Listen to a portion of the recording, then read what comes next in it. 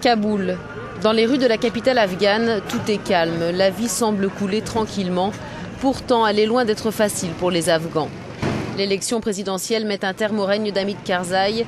Reste un pays divisé, gangréné par la corruption, des conditions de vie rudes et des attaques meurtrières à répétition.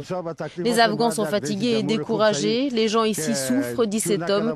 Ils voudraient un président ayant bon caractère, un sage, qui ne soit pas corrompu, qui ne vole pas et ne violente pas son peuple. Un homme qui serve son pays.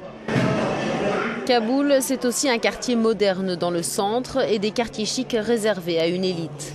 Difficile quand on s'y rend d'imaginer que près de 80% des Afghans vivent dans la misère.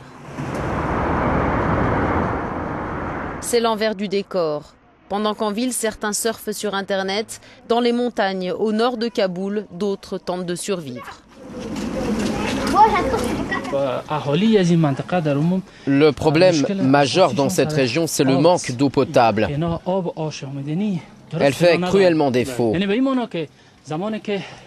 Quand vous avez de l'eau pour un jour, vous n'en avez plus pour le mois suivant. Le taux de chômage en Afghanistan avoisine les 40% et le pays, miné par 3 décennies de conflits, est l'un des plus pauvres du monde.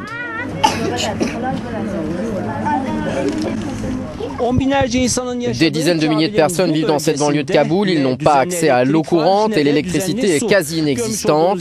Comme vous pouvez le constater, ces familles vont chercher de l'eau directement dans les sources et les fontaines avant de rapporter les bidons chez eux. Et il n'y a de l'eau que quelques heures par jour.